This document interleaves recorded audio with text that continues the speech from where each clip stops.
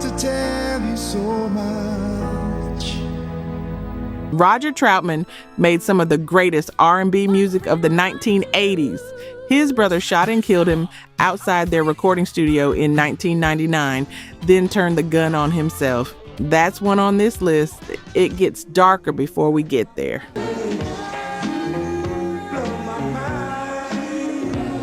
15 80s R&B hits. Every single one of them has a story behind it that changes how you hear the record. Some of them are sad, some of them are infuriating. Yes, you will.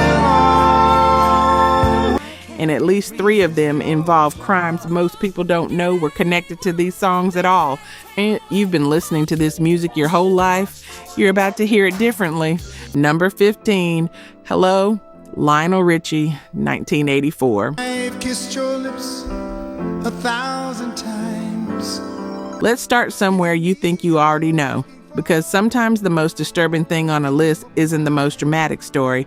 It's the one you've been sitting with your whole life without realizing what it actually is. I long to see the sunlight in your hair. Lionel Richie releases Hello, goes to number 1 on the pop chart, number 1 on R&B, stays there for weeks. You know this song.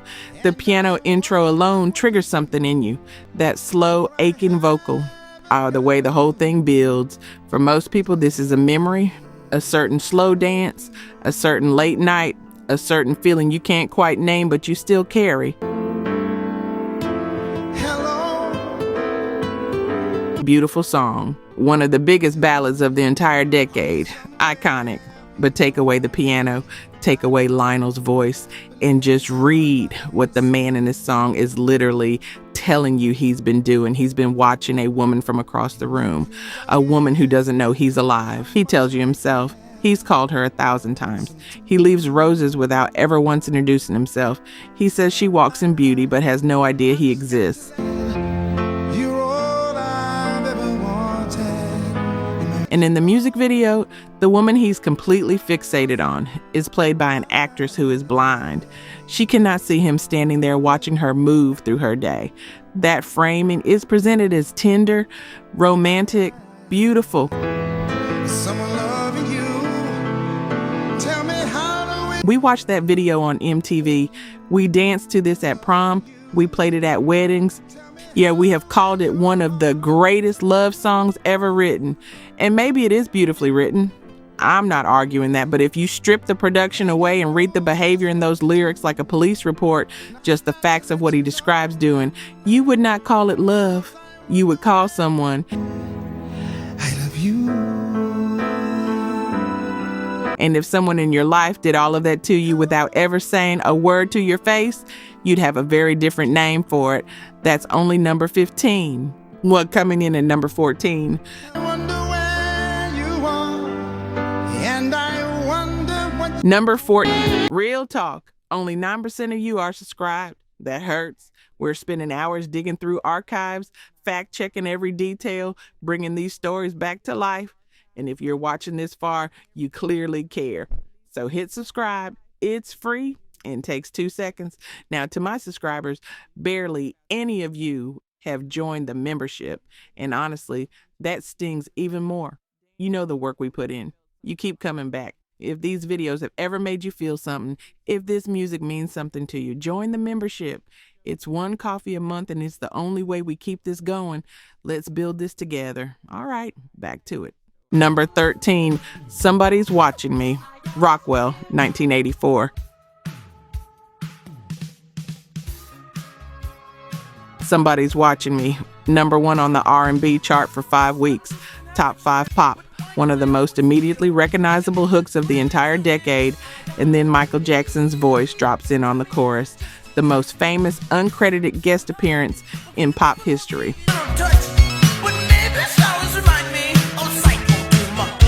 You know this song. Everybody knows this song. But the story behind it, most people have never heard it. The man behind Somebody's Watching Me, who released it under the name Rockwell, was hiding something significant. His real name is Kennedy William Gordy, and his father is Berry Gordy, the founder of Motown Records, the most powerful figure in the history of black music. Kennedy was so determined to prove himself on his own terms that he submitted his demo to Motown Records under a fake name. He hid his identity from his own father's company. The label signed him without ever knowing they were signing the boss's own son. Berry Gordy himself had absolutely no idea his child was on the roster. And then Kennedy needed someone for that chorus.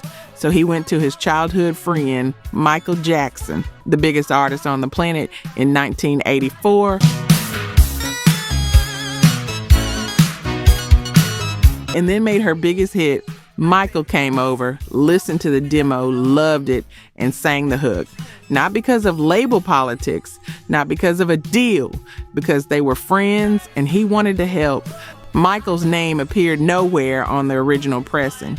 Berry Gordy found out when Somebody's Watching Me was already climbing the charts. Think about that. The son of the most powerful man in the music industry hid his true identity, secretly signed to his own father's label, and got the biggest pop star in the world to contribute as an uncredited guest, all because he needed to know he could do it himself. And you know what? He did. Number 12 is where one woman changed the law. Number 12, Love a Girl, Teena Marie, 1984. Teena Marie releases Love a Girl on Epic Records, top 5 on the Billboard Hot 100, big on R&B, groovy and warm and completely impossible to sit still to. One of those songs that just has a feeling built into it. But what made Love a Girl possible, that part of the story is something they never mentioned. 2 years before that record came out, Teena Marie was stuck. She had been signed to Motown Records since the late 70s. She found her sound there, made music she was proud of. But by 1982, Motown had stopped supporting her new work while still refusing to let her leave. They were sitting on her recordings and blocking her from going anywhere else. Imagine spending years building your craft, making something real, and having someone decide they can just hold it in a drawer indefinitely while still keeping you under contract. You can't record elsewhere. You can't release independently. You're just frozen, held. Teena Marie decided she wasn't going to accept that. She sued Motown Records, and she won. The ruling that came out of her lawsuit is called the Brockert Initiative. Her real last name is Brockert. And what it established in California law was this: a label cannot hold an artist under contract while refusing to release their material. If you're not putting their music out, you have to let them go.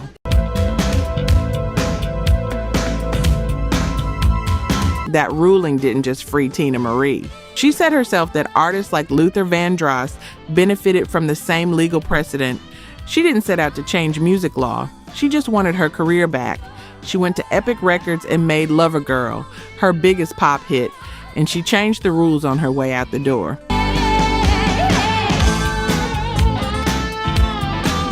If you've ever been held back by someone who wasn't willing to let you go and wasn't willing to help you grow, then you understand exactly what that fight cost her and what it was worth.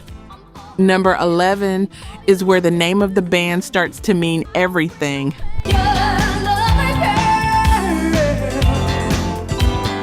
Number 11, Outstanding, the Gap Band, 1982. Outstanding, number 1 R&B in 1982. One of the smoothest, most irresistible grooves of the decade, maybe of any decade. Over 150 artists have sampled it, including Madonna and Usher. If this song comes on at a cookout, at a family reunion, anywhere, you already know what happens next. Everybody moves. Nobody needs instructions. Nobody needs convincing.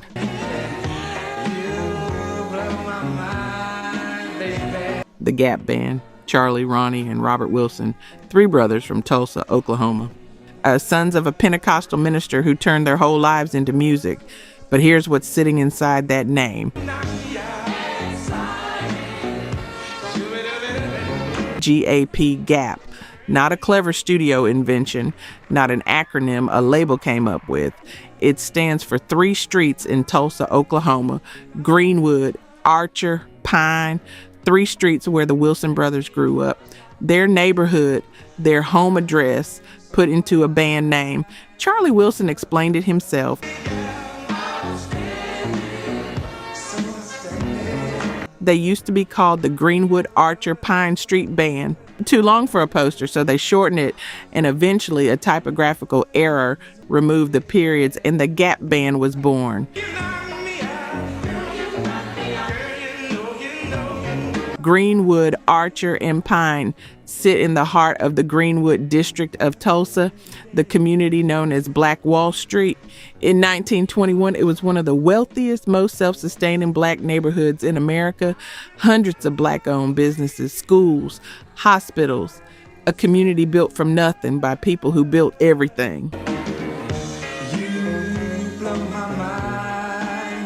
On May 31st and June 1st, 1921, our white moobs, some deputized by the city, burned it to the ground. 35 blocks destroyed, hundreds killed, thousands displaced. One of the worst acts of racial violence in American history. The Gap Band named themselves after those streets, and then made some of the happiest, most celebratory music you've ever heard in your life. That joy was built on top of grief that most of America spent decades pretending never happened. Number 10 is where 5 teenagers from Boston got paid $1.87. Number 10, Candy Girl, New Edition, 1983. Candy Girl, 1983. Number 1 on R&B, number 1 in the UK. 5 teenagers from the Orchard Park Projects in Roxbury, Boston, singing their hearts out. Bobby Brown, Ricky Bell, Michael Bivins, Ronnie DeVoe, Ralph Tresvant. Kids, 14, 15 years old.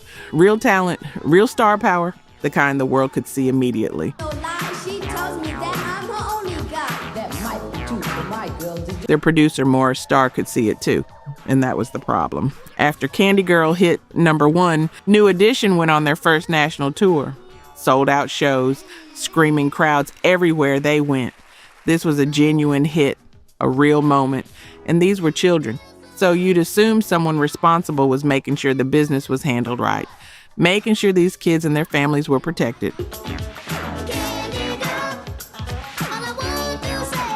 When the tour ended, they were driven back home, to the projects in Roxbury, back to the same block they'd left from. And each of them received a check, $1.87. The number, Wikipedia has it.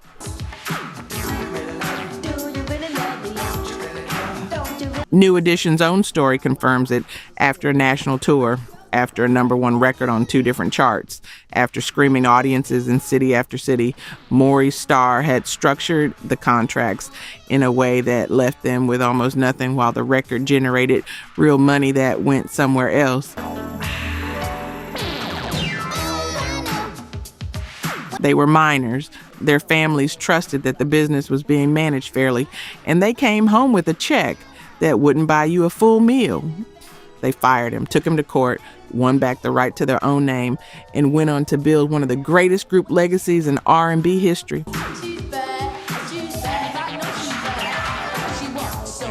But that $1.87 follows the story of Candy Girl every single place it goes, as it should. Number 9 takes us to a wedding night in Grand Rapids, Michigan, and a groom who wasn't there for it. Number 9, Rhythm of the Night, DeBarge, 1985. Has got you going crazy. It's time to get out. Step out and... Rhythm of the Night, 1985. Top 5 pop, Top 5 R&B, a DeBarge record that just glows from the inside. Elle's voice on it sounds like something between gospel and sunlight. If this came on at a house party in the mid-'80s, you weren't thinking about going home anytime soon. But while this song was climbing the charts, one member of that group, James DeBarge, was living through one of the quietest, most devastating stories of that whole era.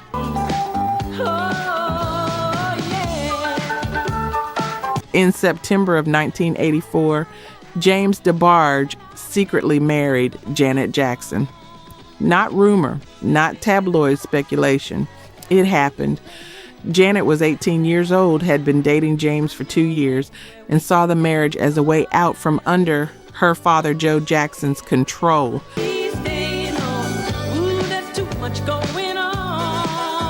She said it herself in her own documentary. She felt like she couldn't become her own person unless she got married first. So they eloped to Grand Rapids, Michigan. Family pastor married them. The music's playing, a celebration starting under. Then they went back to their hotel. James DeBarge said he'd be right back. 3 hours later, Janet was still sitting alone in that hotel room, 18 years old, on her wedding night, while her new husband was somewhere out in the streets. James had a serious addiction problem. The street where all of the action is right there at your feet. Janet later described nights she spent driving through neighborhoods looking for him, rolling on the floor, trying to get pills out of his hands.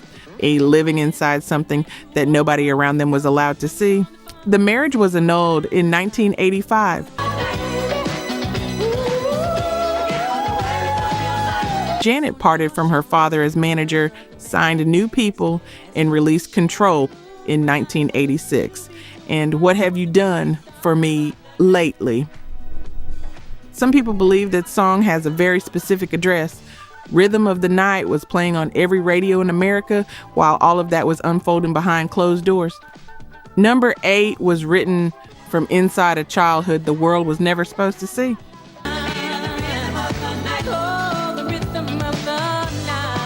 Number 8, When Doves Cry, Prince, 1984.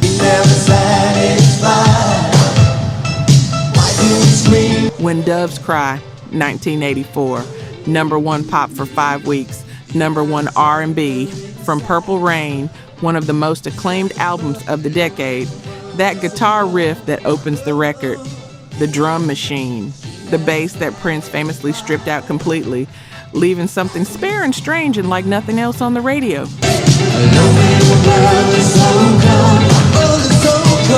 You know this song. Most people know it as a piece of genius, and it is. But here's what Prince actually said about where it came from.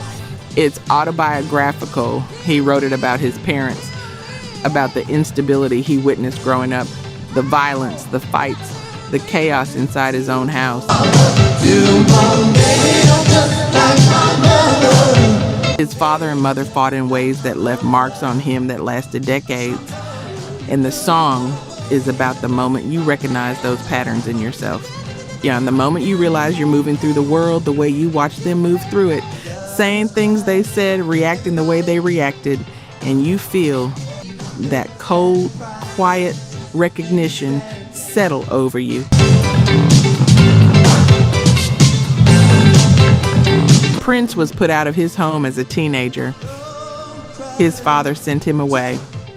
He went to live with a neighbor's family while music was still forming inside him.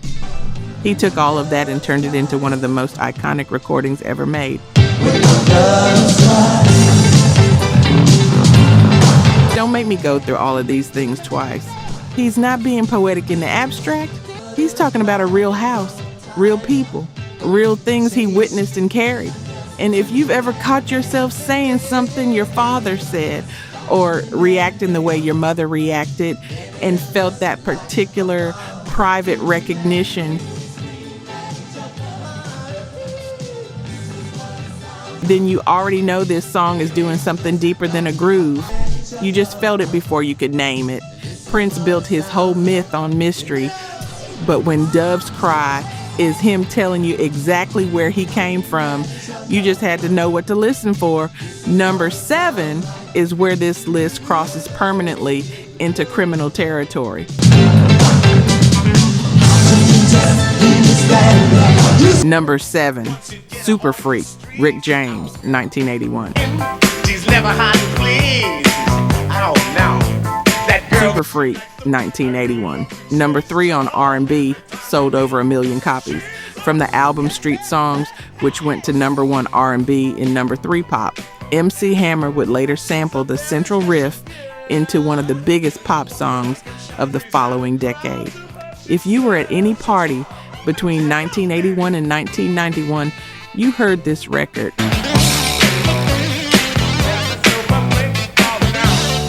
Rick James, the braids, the leather, the absolute confidence, one of the most magnetic performers of his era. But the story of what happened to the man who made Super Freak is one of the darkest descents in R&B history.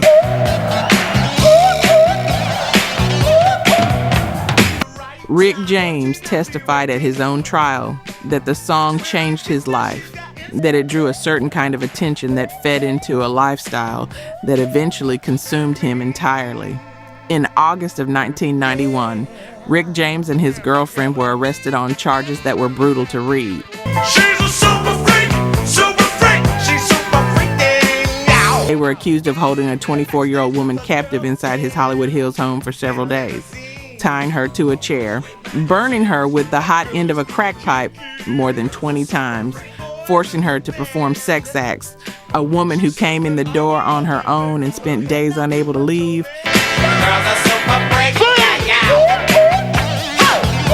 He was out on bail when he was charged with assaulting a second woman at a hotel the following year, beating her unconscious. In 1993, Rick James was convicted.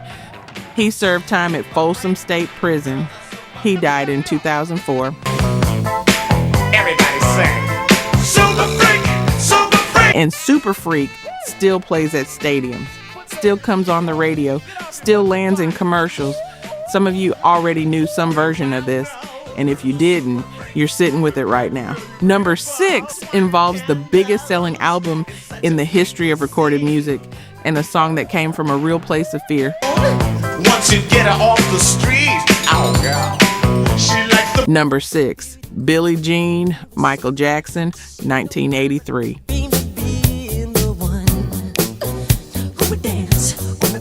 Billie Jean from Thriller, 1983. Number 1 pop, number 1 R&B, 7 weeks at the top, the best-selling album in music history, and this is the song that anchored it. That bass line is so recognizable you could hear 2 notes of it from across the building and name it. You know this song. Everyone knows this song, but most people don't know where it actually came from.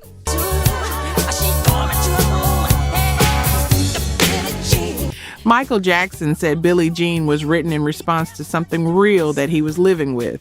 Not one specific person, but a pattern that had been following him for years. Letters from women claiming he had fathered their children, sometimes arriving in stacks. Jackson described it as something that lived in him, a paranoia that wasn't artistic imagination. It was his actual daily life.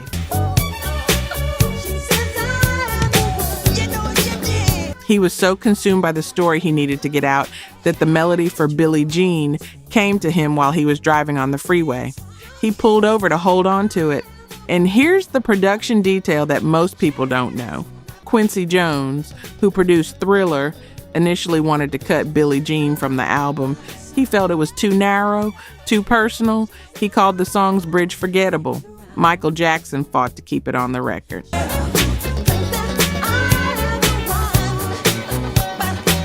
He fought for it. And Billie Jean became the defining moment of his entire career. The Motown 25 performance, the moonwalk, the white socks and the single glove, all of it happened in service of this song. Sometimes the most personal wound produces the most universal record, and sometimes the people closest to the work can't see what it is until the world hears it.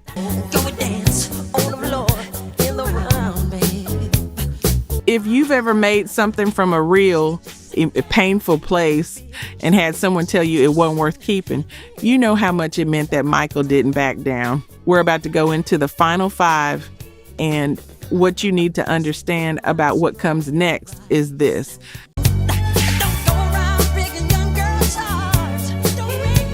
Number 5, Nightshift, Commodores, 1985.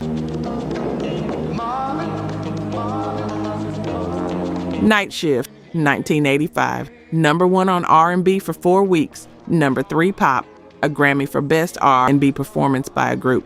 After Lionel Richie left the Commodores in 1982, a lot of people wrote the group off.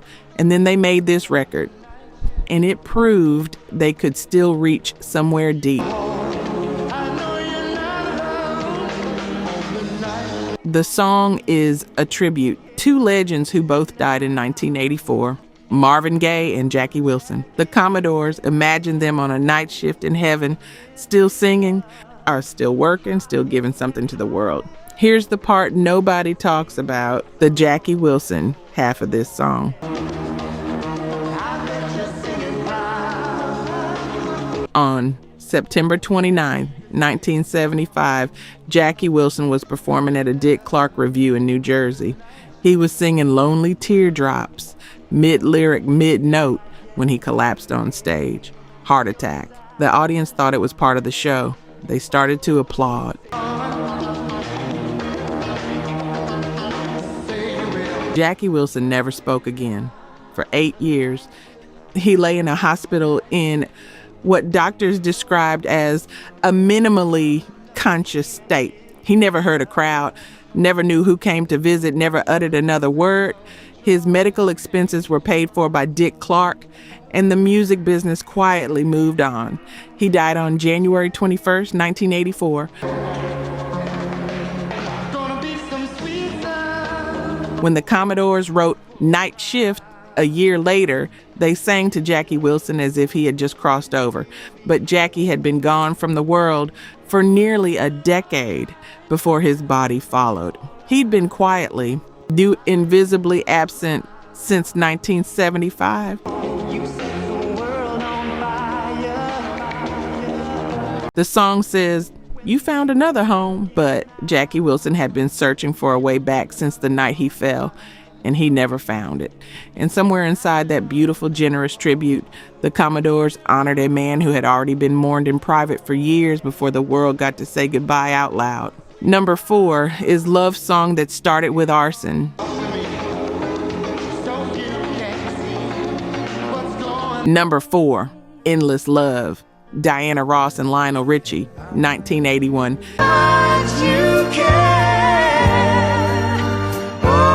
Endless Love, 1981. Number 1 pop for 9 weeks. Number 1 R&B, Diana Ross and Lionel Richie, 2 of the biggest names in the history of black music, combining on one of the most lush, orchestrally sweeping ballads of the era, one of the best-selling singles of the decade, an absolute standard.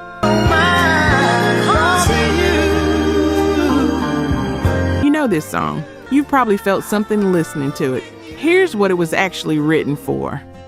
Endless Love was the theme song for a 1981 film of the same name, based on a novel by Scott Spencer. And the story that the song was composed to accompany the actual narrative is about an obsessive teenage boy named David who is so consumed by his love for a girl named Jade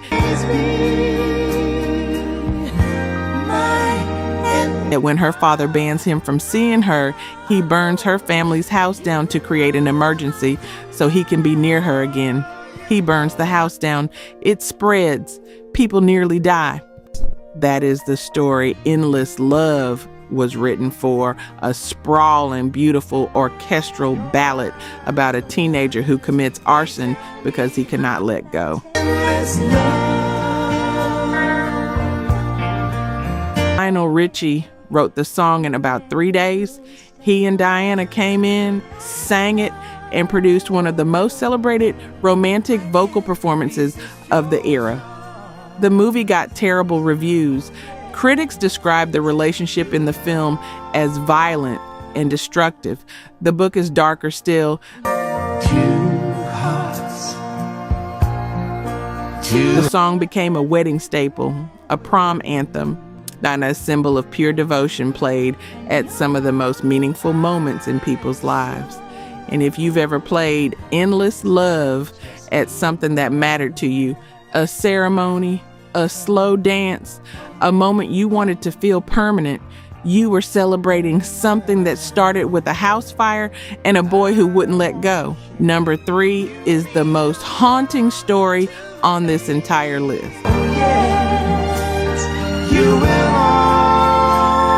Number 3, greatest love of all, Whitney Houston, 1985. People need someone to look up to. I never found any. The greatest love of all. You know this song. Whitney's vocal on this record is one of those performances that stops time. It peaked at number 1 on the Billboard Hot 100 in 1986. Became one of the defining recordings of her entire career. An anthem about self-love, about finding your strength from within, about protecting children, giving them a sense of pride. The message is beautiful. The delivery is unlike anything else in recorded music.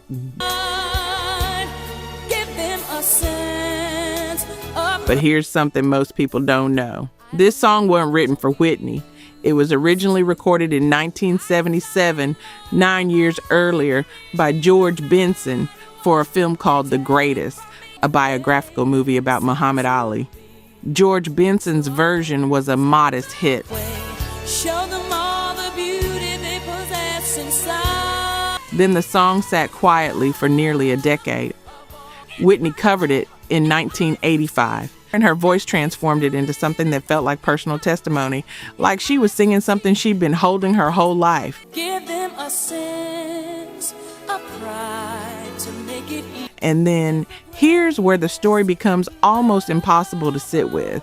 I decided long ago never to walk in anyone's shadow. Learning to love yourself, protecting yourself, choosing yourself. Whitney Houston died on February 11th, 2012, alone in a bathtub at the Beverly Hilton Hotel in Los Angeles, the night before the Grammy Awards.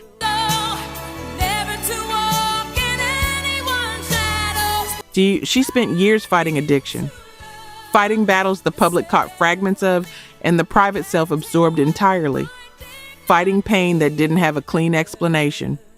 And the song that had become her anthem, the song she made about choosing yourself, finding your own strength, being enough from the inside, was recorded when she was 21 years old. To make it easier, let the children. And if you've ever believed something true about yourself and still found it hard to live it out, then you already understand what that gap between the song and the life cost her.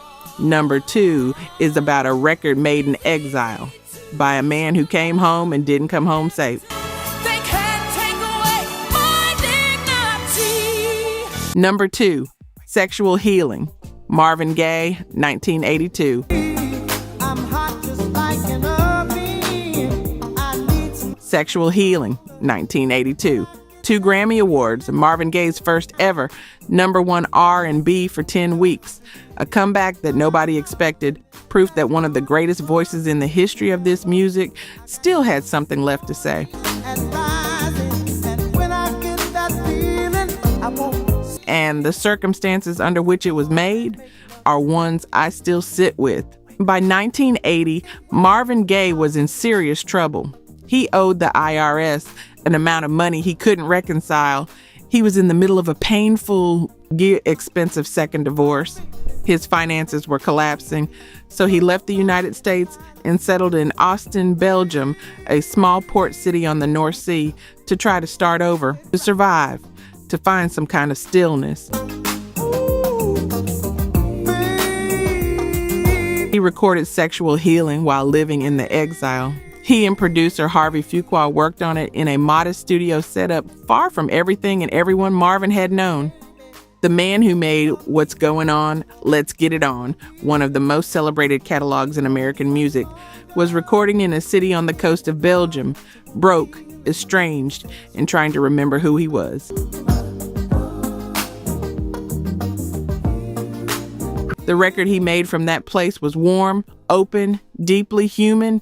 He came back to America on the strength of it, did a tour in 1983, started to reconnect with his family. It looked for a moment like something good was possible. On April 1st, 1984, Marvin Gaye was shot by his own father. He was 44 years old, the day before his 45th birthday.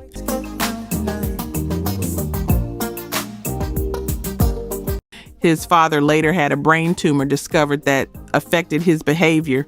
He pled no contest and received a suspended sentence. The man who fled to Belgium with nothing, who made one of the most healing, intimate records of his generation from a place of pure exile, came home to that. And number one on this list is about two brothers, a recording studio in Dayton, Ohio, and what was left when the music stopped. Make love tonight. Number one, Computer Love, Zapp and Roger, 1985. Computer Love, 1985, Roger Troutman, the genius behind Zapp, the man who turned a talkbox into an instrument that could reach the deepest, most private part of you. A song about digital longing, about reaching for someone across the screen, about a kind of tenderness that felt strange and futuristic in 1985 and feels almost prophetic now.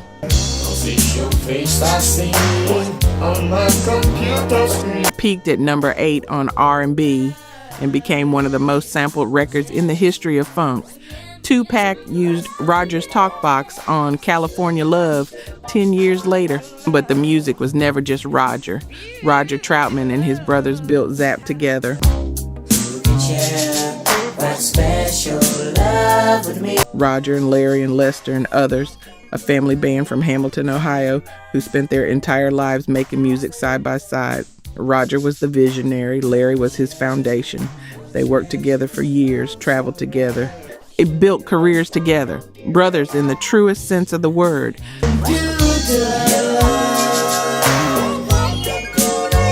On April 25th, 1999, Roger Troutman was shot outside the family's recording studio in Dayton, Ohio.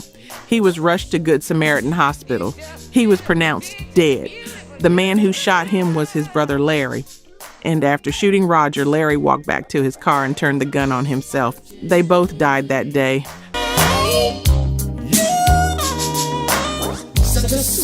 No one knows with certainty what the argument was about. There were accounts of financial disputes, tensions about the direction of Roger's upcoming solo work, years of unresolved things living inside a family that had spent their entire lives in close quarters. But the specific moment and the exact thing that broke it was never fully answered.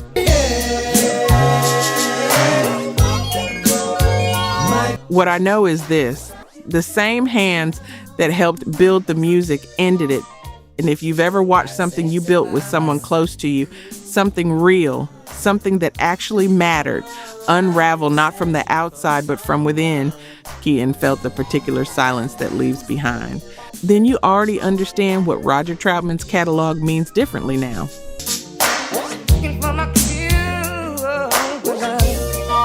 He made music about connection, about finding each other across distance. Computer Love, I Want to Be Your Man. Songs about reaching out to someone, about holding on. He never got far enough. That is the most disturbing story on this list. Could it be your face I see on my